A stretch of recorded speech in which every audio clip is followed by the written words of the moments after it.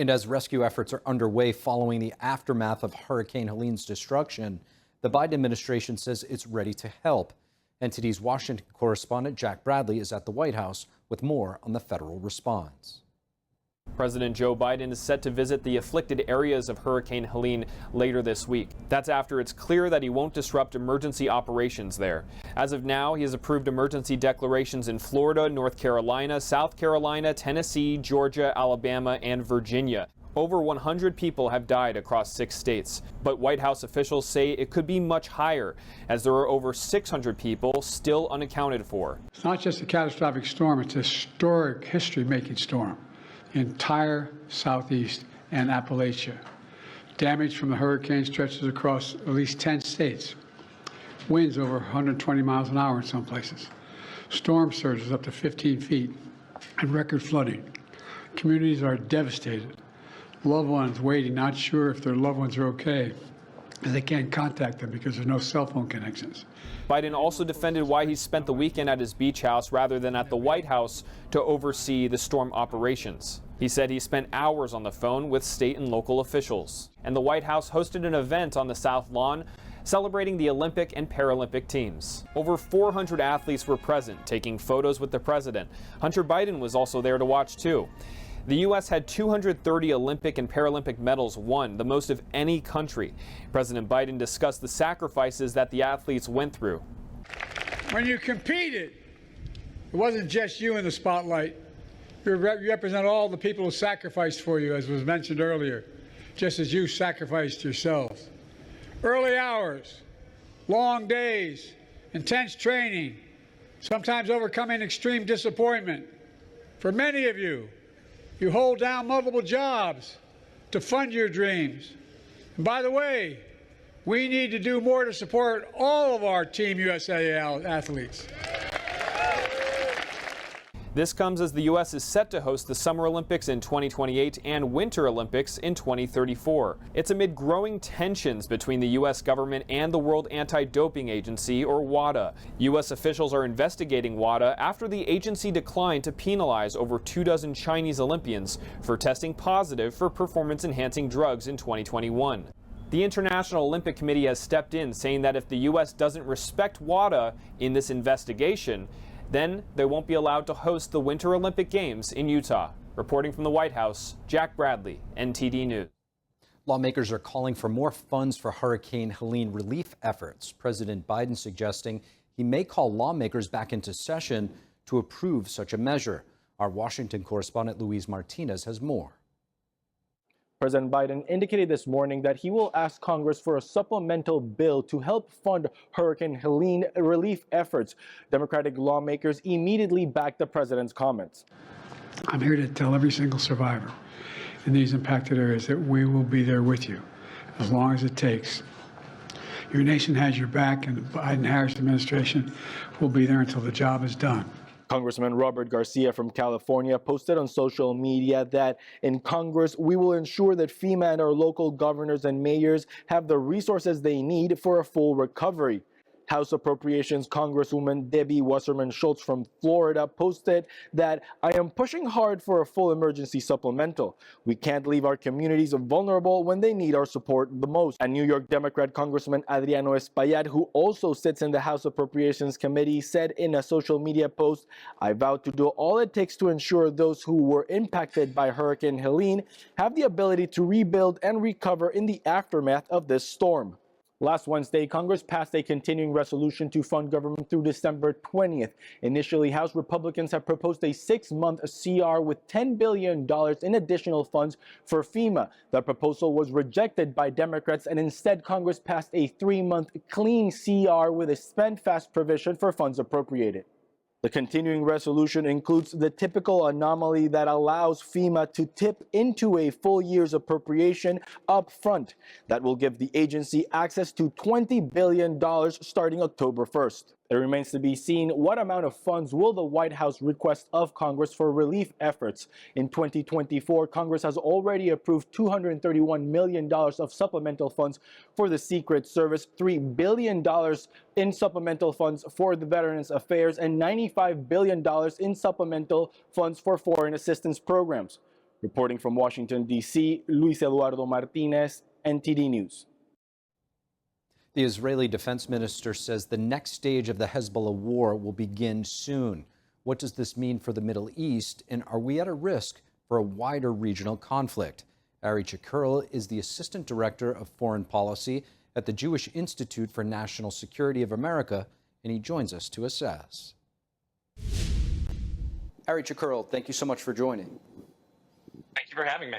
Ari, the U.S. State Department spokesperson said today that Israel is conducting limited ground operations against Hezbollah, specifically the infrastructure in Lebanon near the border with Israel. Where do you think this escalation might be heading? And to that point, Israel has eliminated dozens of the top leaders of Hezbollah, including their senior leader. How will this impact the military strategy, and what does this signify to Iran? This is a continuation of what we've seen Israel do over the last week, really since September 20th, when they significantly escalated their strikes targeting Hezbollah throughout Lebanon. We've seen a substantial increase beyond the more limited operations that Israel had been conducting to counterstrike Hezbollah throughout the war. This ground operation is the next phase of that, to ensure that Hezbollah operatives along the border with Lebanon, with Israel, can no longer fire at northern Israel. In terms of escalation, we've seen Israel eliminate, as you said, the senior leadership of Hezbollah. Over the course of the war, they've eliminated around 500 of its fighters. The pager attack and other operations decimated Hezbollah communications, and they've struck Hezbollah weapons stores, and now they're also targeting Iranian efforts to resupply Hezbollah. So Hezbollah is extremely diminished in recent weeks. Their ability to retaliate is substantially lower than really I think anyone expected, considering the amount of strikes that Israel has launched. Now, President Biden was asked about this situation earlier. Here's what he said.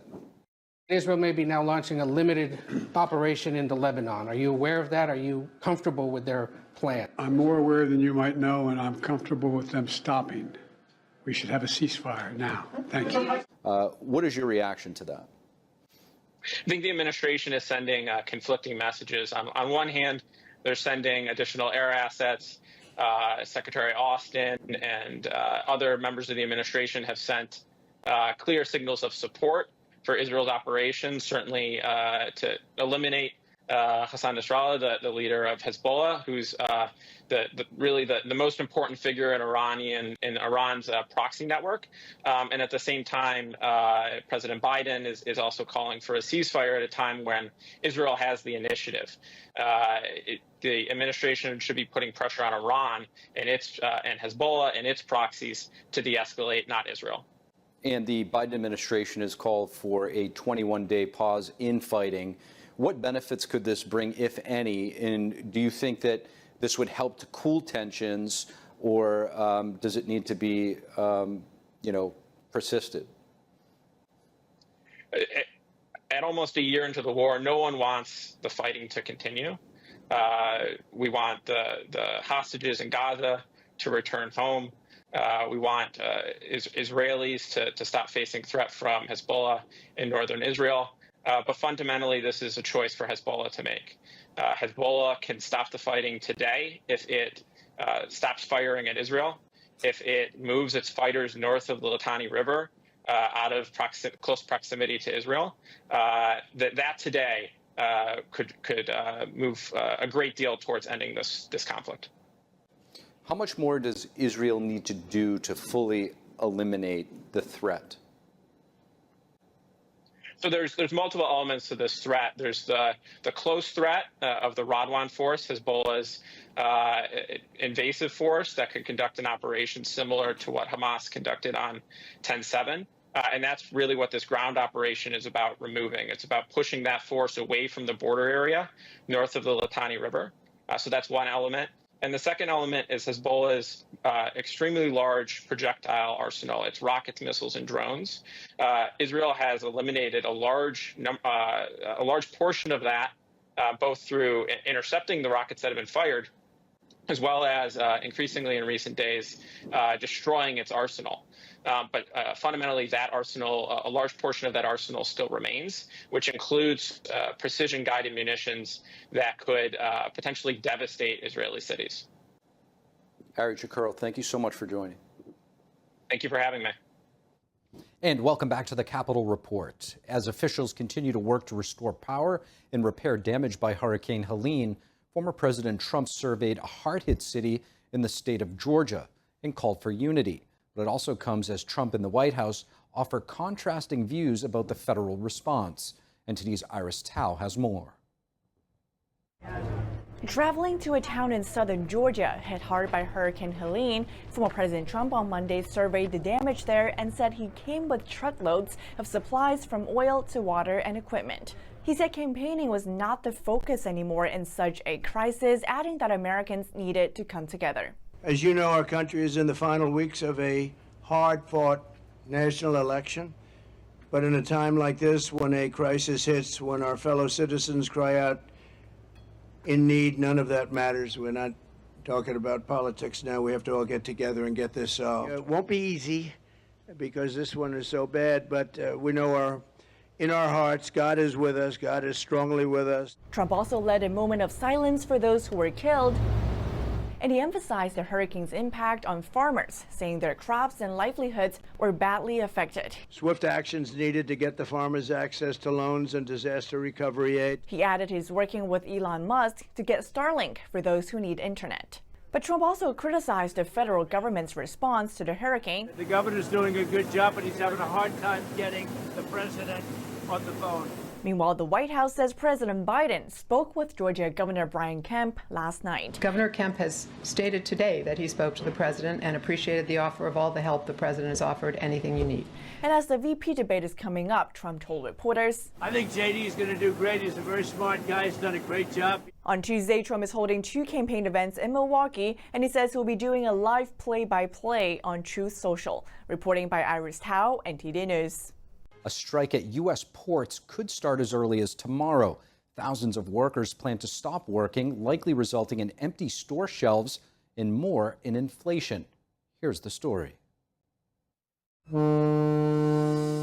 Port workers plan to start striking Tuesday. The International Longshoremen's Association, or ILA, and its employers can't finalize a contract, so the ILA plans to halt business at 14 East and Gulf Coast ports, which handled 68% of container imports last year. First week, be all over the news. Second week, guys who sell cars can't sell cars because the cars ain't coming in off the ships. They get laid off. Third week, malls start closing down. ILA President Harold Daggett says it's unfair that shipping companies are making billions and investing in automation while longshoremen are paid little. He says the strike will show how important they are. Everything in the United States comes on a ship. They go out of business. Construction workers get laid off because the materials aren't coming in. The steel's not coming in. The lumber's not coming in.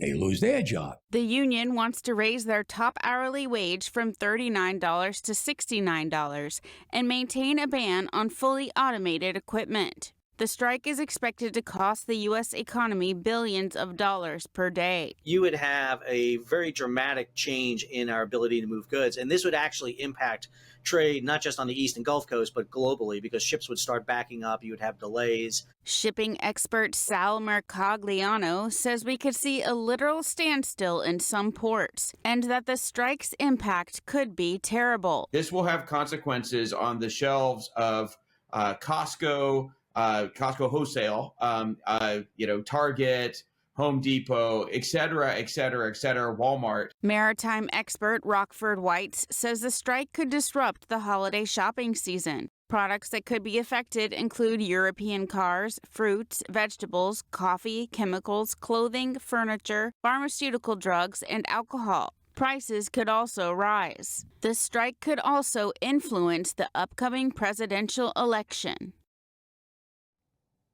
President Biden commented yesterday on the possible port worker strike. He says he won't intervene if dock workers don't secure a new contract by the October 1st deadline. California is banning preferences for legacy and donor applicants to private nonprofit colleges. This means colleges can no longer consider if applicants are related to an alumnus or a donor. The governor signed the new law today. The governor said the California dream shouldn't be accessible to just a lucky few, which is why we're opening the door to higher education wide enough for everyone fairly. The law affects private institutions like Stanford and Santa Clara University. According to the governor's office, legacy preferences are already banned in the public California State University system. The University of California also eliminated legacy preferences in 1998. This law will take effect starting in September 2025. California Governor Gavin Newsom rejecting his legislature's plan to set guardrails on tech companies developing artificial intelligence. NTD's Melina Wisecup reports. What could have been a blueprint for national AI regulations was tossed out by California Governor Gavin Newsom. He reasons that the regulations proposed are ahead of the development of the technology itself, describing the proposed bill as having, quote, stringent standards for even the most basic AI functions. At the same time, Newsom launched his own initiative on AI safety. He's tapping Dr. Fei-Fei Li, an opponent of the vetoed bill, and several others to work on a trajectory for advancing AI while mitigating potential risks. The California bill split the tech industry. Elon Musk supported it, but Google and Meta opposed. This comes as half of the country is addressing AI-generated political content. Axios reports 19 states have passed laws addressing deepfakes, while 7 states are considering laws on AI's use in elections. But every state is different. For example, Minnesota and Michigan banned people from posting AI deepfakes 90 days before an election, while 5 other states, including Florida, passed laws this year requiring political campaigns to include a disclosure when using AI-generated content. Congress, meanwhile, has not passed any federal AI legislation, though the Senate has released a roadmap laying out possible AI policy. Reporting from Washington, D.C., Melina Wisecup, NTD News.